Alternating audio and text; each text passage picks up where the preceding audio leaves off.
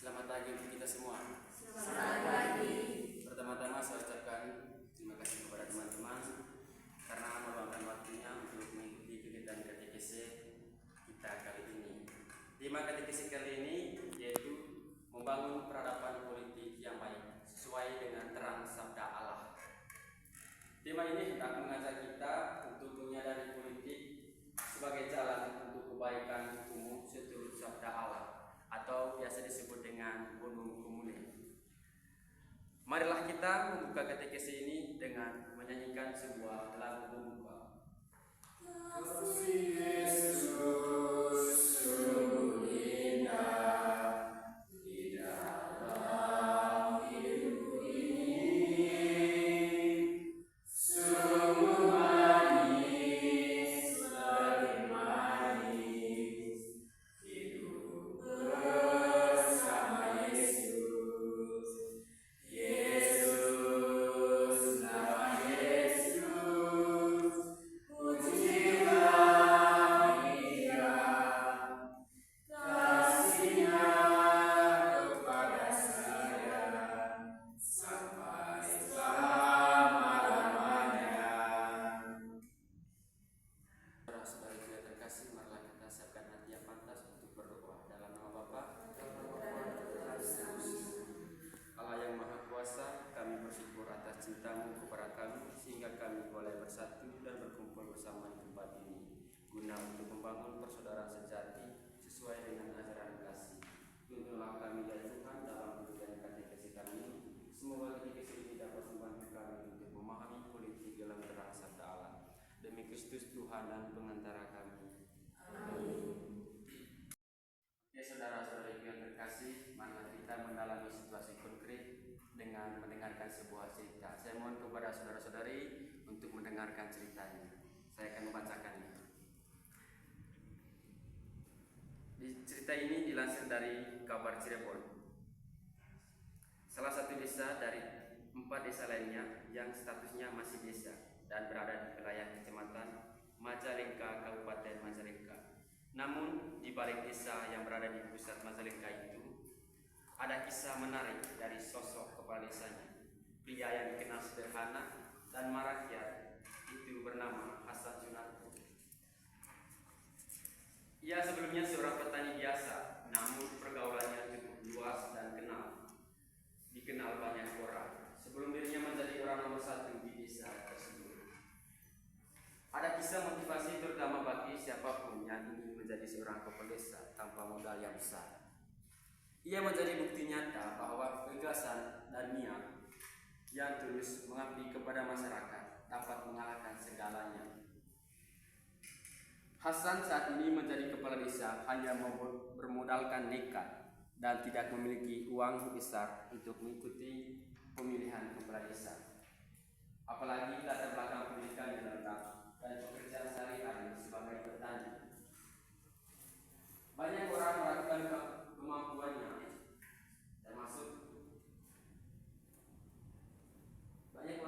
kemampuannya, termasuk dari masyarakat itu sendiri dan pejabat-pejabat publik di sekitar desa itu. Tingkat keterpilihannya menjadi seorang kepala desa.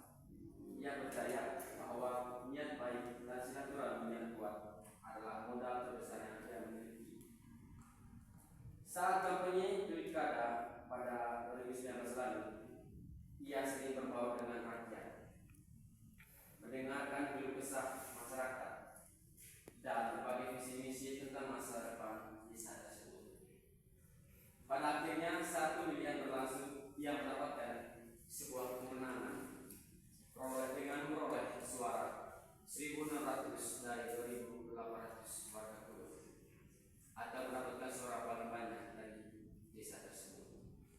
Pada saat ia terpilih menjadi seorang kepala desa, ia mengaku dalam kontestasi pada pro dan kontra, dan waktu itu tidak bisa dihindari oleh siapapun yang ingin ikut bertarung. Dia bilang, saya menganggap proses pilkada sini bagian dari dinamika demokrasi, dan saya menerima semua itu dengan lapang dada. Tutupnya dengan penuh rasa syukur. Pada saat menjabat, ia adalah kepala desa yang selalu merakyat dan membangun kemajuan, keadilan, Oke, baik saudara-saudari yang terkasih, setelah kita mendengarkan cerita yang kita tadi, di sini saya mengajukan sebuah pertanyaan untuk melengkapi sebuah cerita tersebut. Yang pertama, apa kesan yang mau disampaikan dari teman-teman terkait dengan cerita tersebut? Waktu selanjutnya saya persilakan kepada teman-teman. Oke, kepada teman tadi saya persilakan. Oke, baik, terima kasih atas waktu yang diberikan kepada saya. Pesan menurut saya di sini, tadi bahasan itu orang yang biasa, yang tidak mempunyai apa-apa, tidak mempunyai uang, tetapi dia berniat dari hati untuk menjadi seorang pemimpin. Nah, dari sini kita lihat bahwa bahasa ini mau menjadi pemimpin itu dengan adil, dengan makmur, yang dimana kita pesan untuk kita itu, kita memilih pemimpin itu jangan lihat dari cara bicaranya, karena bicara itu bisa saja bohong, bisa saja benar. Kita harus melihat memilih pemimpin itu dari kerjanya. Kita harus memilih pemimpin itu melihat dari kerjanya. Kira-kira begitu. Baik, terima kasih teman Benny. Pada intinya ada pesannya, yaitu jangan memilih pemimpin dari segi kemampuan berbicaranya, tetapi bagaimana sikap dan tindakannya secara nyata pada saat tadi menjabat sebuah organisasi.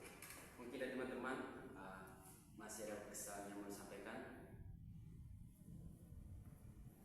Oke, kepada teman Pinang saya persilakan. Baik, terima kasih. Dari cerita tadi sangat kepesan bahwa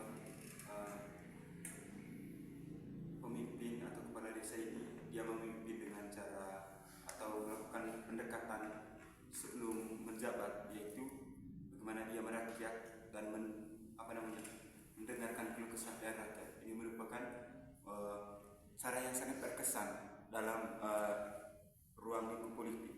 Artinya bahwa kita mencari kelemahan-kelemahan yang ada, atau kekurangan-kekurangan yang telah ada sebelum kepemimpinan kita. Dan saya berpikir kepemimpinan yang merakyat ini merupakan model kepemimpinan yang sangat baik, karena kita menjadi pemimpin itu bukan untuk kepentingan sendiri, melainkan untuk kepentingan bersama.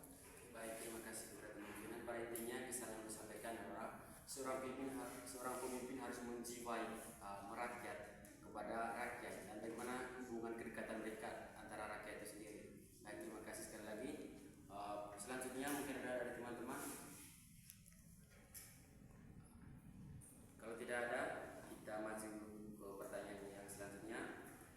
Apa pelajaran yang bisa kita ambil dari sikap seorang kepala desa tadi? Pelajaran. Oke, kepada saudara Ali saya persilakan.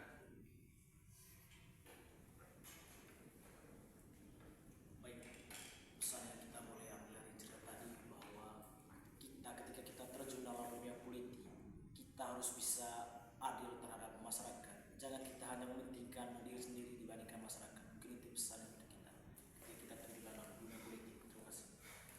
Baik, terima kasih kepada teman Andi yang mengisi pesan khususnya untuk pejabat publik, jangan hanya mementingkan diri sendiri, tetapi bagaimana sikap dan tindakan dia itu mementingkan semua orang atau menjiwai keadilan atau merakyat sesama. Mungkin dari teman-teman masih ada. Oke, kepada teman Joni saya persilakan. Baik, terima kasih. Pelajaran dari cerita yang saya katakan tadi itu kita tidak boleh menyerah dalam memimpin. Kita harus berani dan bertanggung jawab dalam demokrasi. Terima kasih. Baik, terima kasih kepada teman Joni. Pada intinya dari teman Joni mau mengatakan bahwa seorang pejabat publik tidak layaklah tidak boleh untuk menyerah, tapi bagaimana jika dia merakyat terhadap masyarakatnya itu sendiri.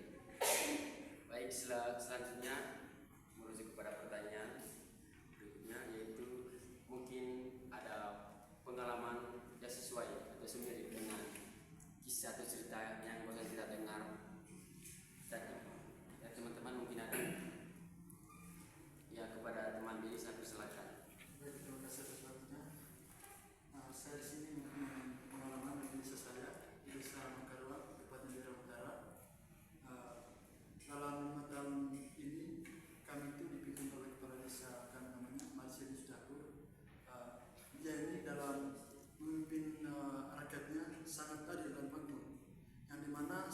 5 tahun ini desa kami itu bisa dibilangkan dengan sangat maju dengan pembukaan jalannya maupun dari segi lain.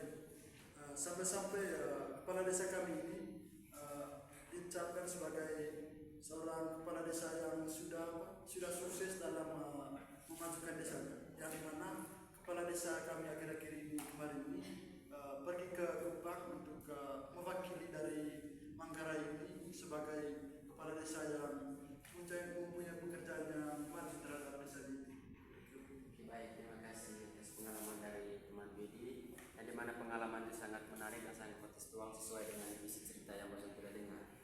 Oke, baik, selanjutnya kita menuju kepada sebuah kesimpulan dari cerita yang baru kita dengar. Pada intinya bahwa politik itu adalah seni untuk membangkitkan keadilan, kemajuan, dan kesejahteraan bersama atau biasa sering kita sebut gunung komuni.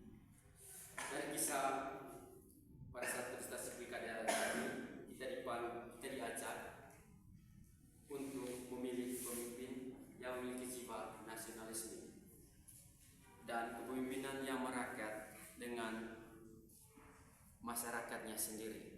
Hal ini mau menunjukkan bahwa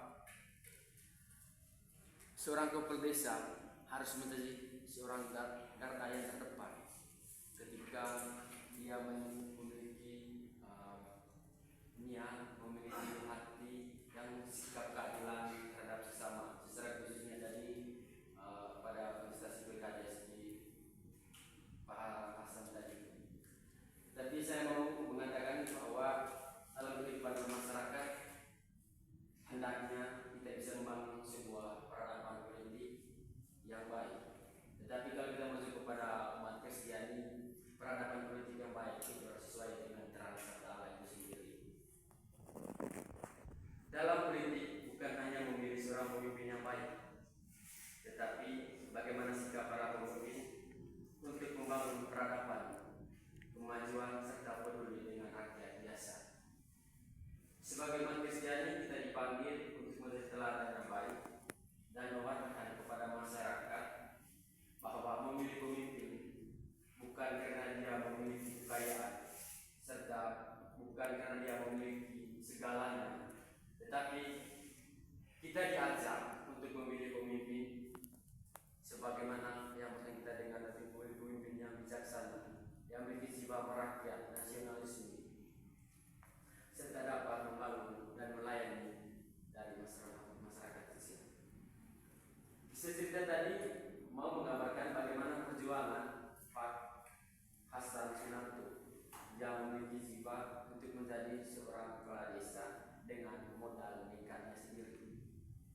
Pak Hasan yang dulunya adalah seorang petani, namun kelebihannya yaitu dia memiliki kemampuan yang luar biasa dan mempunyai jiwa sosial yang tinggi kepada sesama masyarakatnya. Kecenderungan dia menjadi kepala desa adalah bagaimana harapannya tak pernah putus sehingga akhirnya dia mendapatkan sebuah kemenangan dengan sebuah nekat dan jiwa sosialisme dengan masyarakat. Hal ini tentu memberikan motivasi kepada kita bagaimana kita dapat memilih pemimpin yang baik tanpa melihat seberapa besar kekayaannya, tetapi masyarakat dapat memilih karena hati nuraninya dengan mempertimbangkan pemimpin yang menurutnya mereka itu pemimpin yang bijaksana. Dalam cerita tersebut mau menekankan bahwa untuk membangun masyarakat yang adil dan sejahtera, maka perlu lahirnya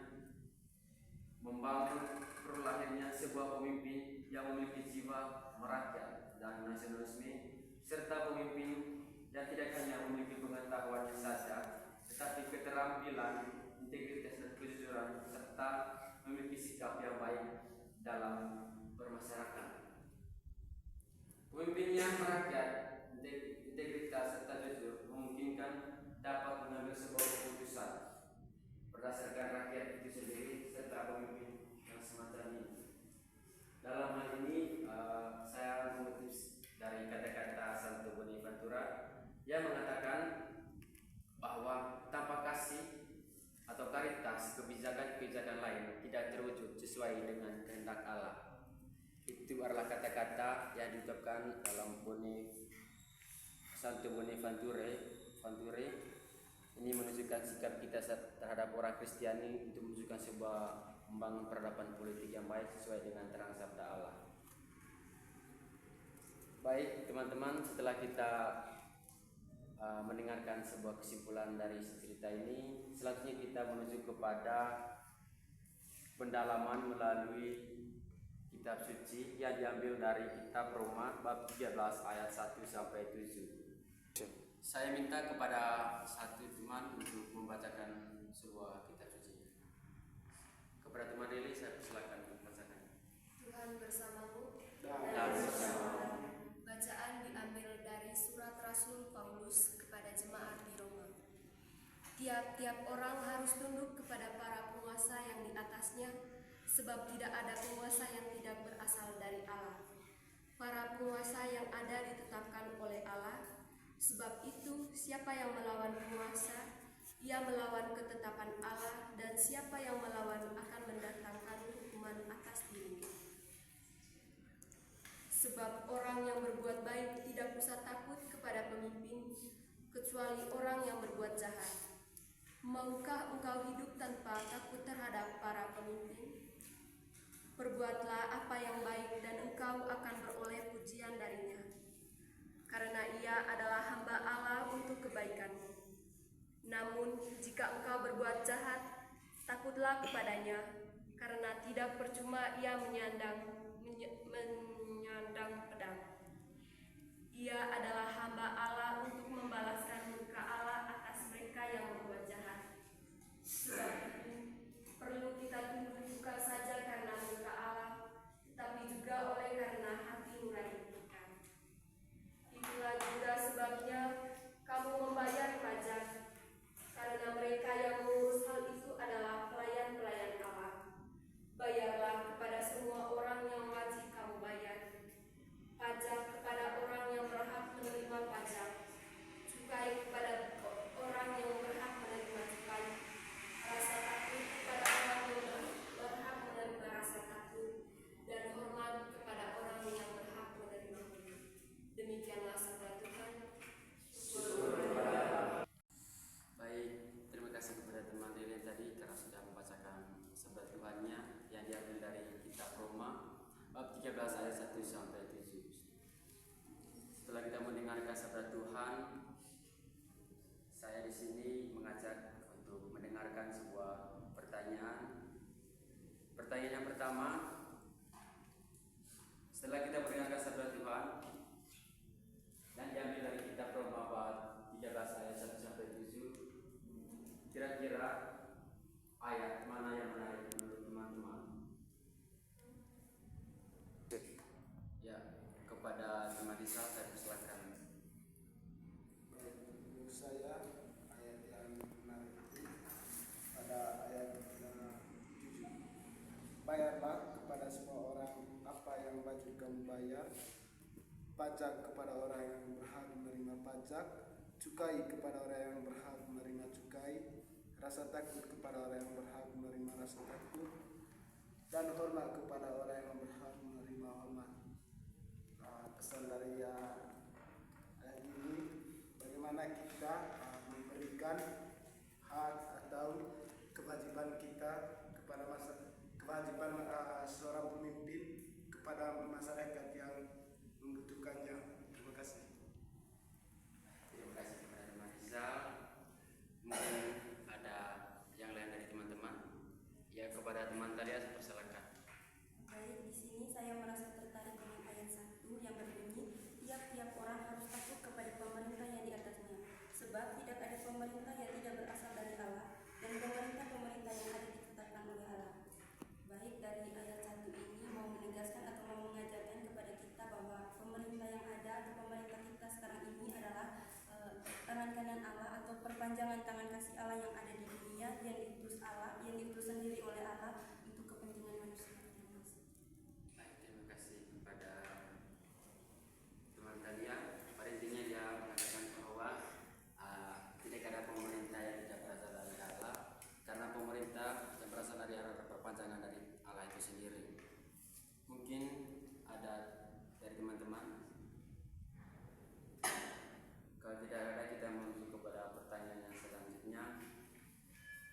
dari bacaan yang baru kita dengar, apa pesan yang mau disampaikan kepada kita terkait dengan bacaan Roma bab 13 ayat 1 sampai 7? Oke, dari teman Hasan saya persilakan. Oke, baik.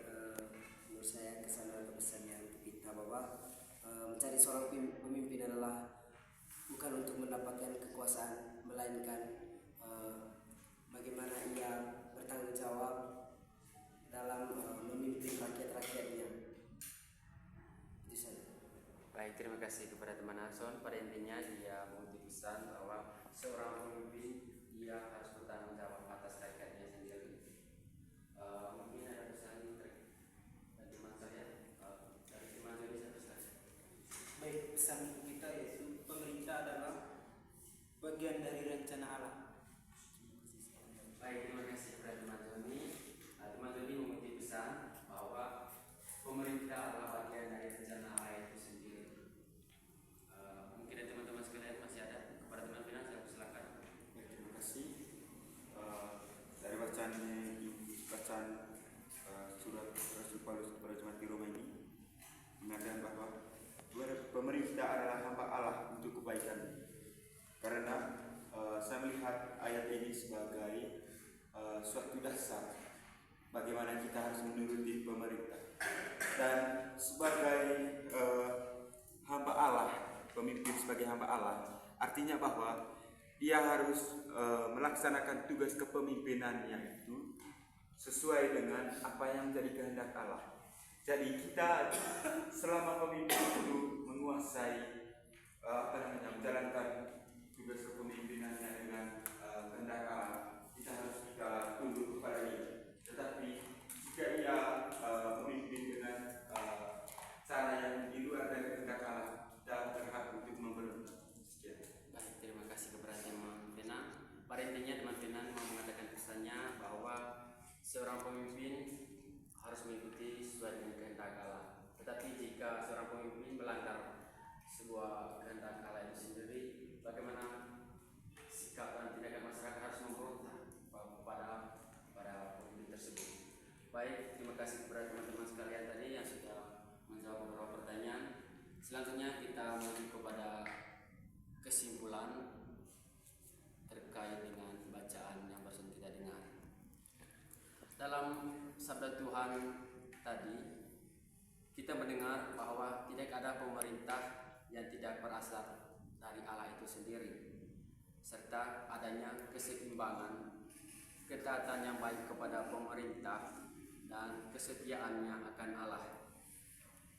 Setiap orang harus takluk kepada pemerintahnya dan sesama pemerintah itu masih berpegang teguh pada ajaran Allah. Perintah ini hanya dilakukan oleh pemerintah yang berasal dari Allah. Seorang raja harus menjalankan tugas dan kewajibannya sesuai perkataan Allah itu sendiri. Hal ini mau menegaskan kepada kita semua ketika menjadi pejabat pemerintahan bahwa sebetulnya ini menegaskan bahwa tidak ada pemerintah yang tidak berasal dari Allah. Ini membuktikan bahwa segala kewajiban yang dilakukan pemerintah itu sesuai dengan kehendak Allah.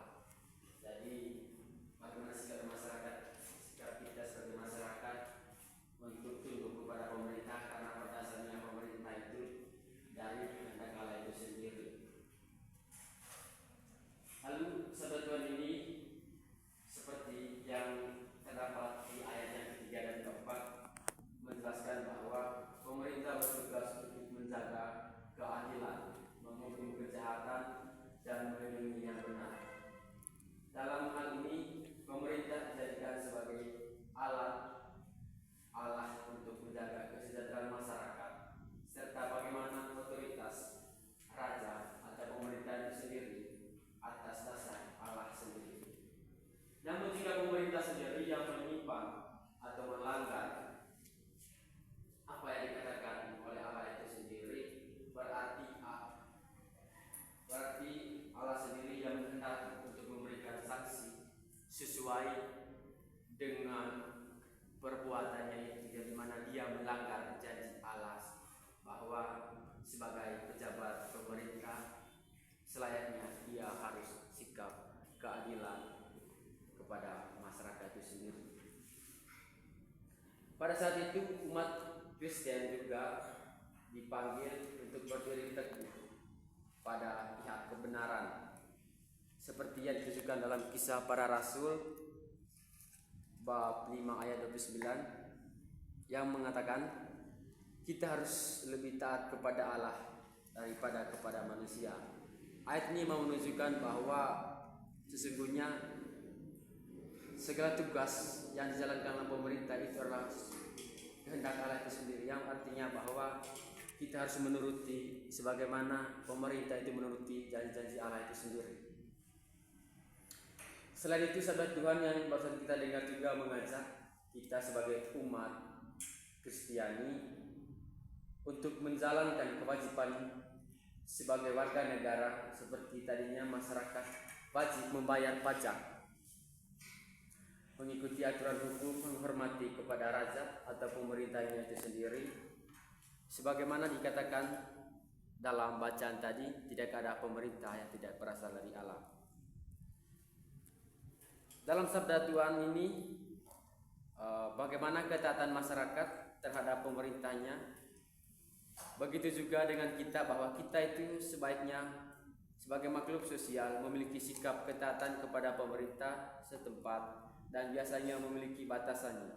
Namun selama pemerintah itu masih menjalankan fungsi Allah, jika pemerintah melanggar dan melawan kodrat Allah, maka kesadaran umat Allah akan hal itu tentu akan bertindak secara real dengan menegakkan kebenaran dari Allah itu sendiri, dengan membuat keberontakan bahwa perlakuan yang dilakukan oleh pejabat publik tidak sesuai dengan kehendak Allah itu sendiri.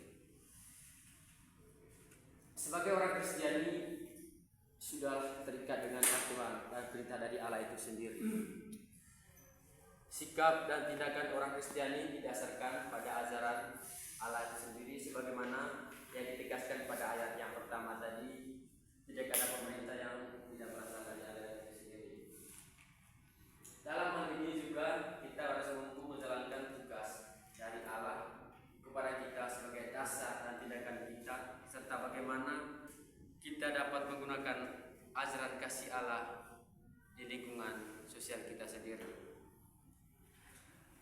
Kita sebagai orang Kristen yang percaya akan Allah harus menghormati otoritas pemerintah, yang dimana otoritas pemerintah itu mewatakkan nilai-nilai kebaikan, kebersamaan, kesejahteraan secara adil. Namun yang penting dan perlu diingatkan bahwa ketaatan kepada pemerintah itu harus selalu didasarkan pada kesetiaan yang lebih tinggi kepada Allah yang adalah sumber segala otoritasnya. Sekali lagi saya mengajak kepada saudara-saudara sekalian bahwa ketaatan kepada hukum Allah itu menjadi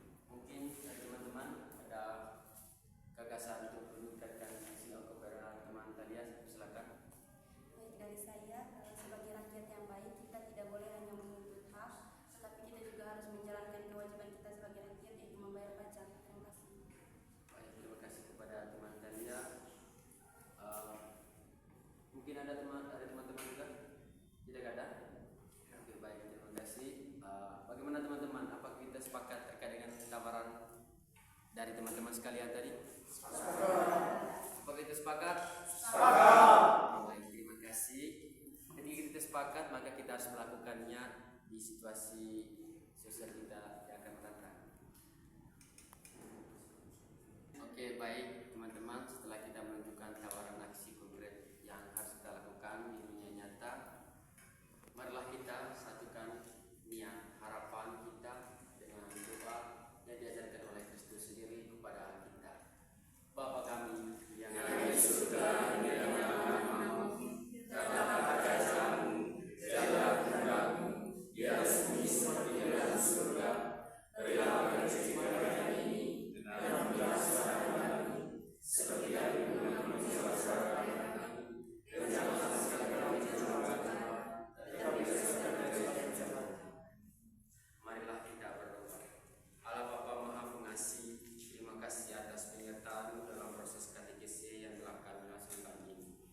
Terangilah kami semua dengan roh cintamu, agar kami semakin aktif dalam membangun peradaban politik yang baik sesuai dengan terang sabda Allah. Semoga dengan pengalaman ini ya Tuhan, kami sanggup untuk semakin mengimani Engkau. Semoga dengan terang sabdamu kami semakin setia dan kami bisa membangun politik kami dengan berjalan